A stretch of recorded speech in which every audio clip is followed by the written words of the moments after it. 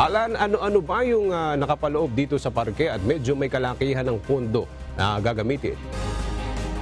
Yes, Aga, ito kasing parke na itatayo dito ay nahahati sa tatlong area. Nandyan yung futsal area na isang ilalagay na mini field ng tila isang ball game, artificial turf na may kasamang benches, bleachers at fences. Gayun din, meron ding kasama itong wellness plaza at isang pet park area naman para naman sa mga mahihilig mag-aalaga ng hayop. Ang Rojas Boulevard Promenade isang bunga ng ADAPT, a park project aga ng ahensya na naglalayo nitong itaguyod ang aktibong pamumuhay at makatulong sa kalusugan ng mga residente ng Metro Manila na sa pamamagitan ng rehabilitasyon at pagpapaunlad ng mga parke at pasyalan.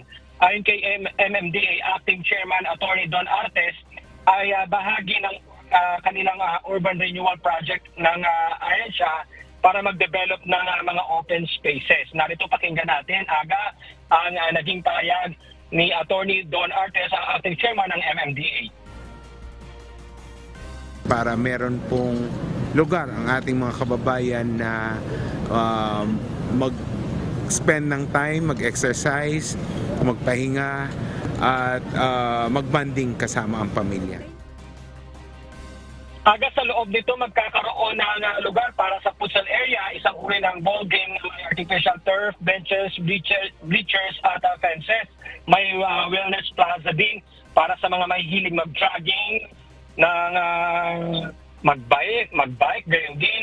Meron ding sitting area at solar lamp post. At ang pet park naman para sa mga mahihilig mag-alaga ng hayop.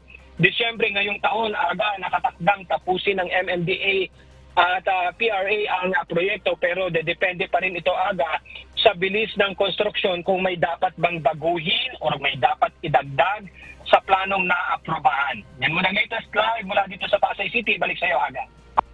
Alan, sa pagsisimula bukas ng construction, hindi ba maapektuhan yung daloy ng trapiko or may sapat na construction area para hindi maapektuhan yung mga motorista? Oo, tama.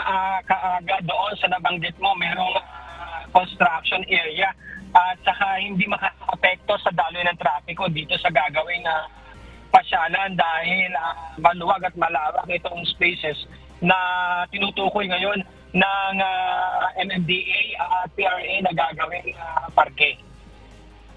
Alright, maraming salamat, Alan Manansala.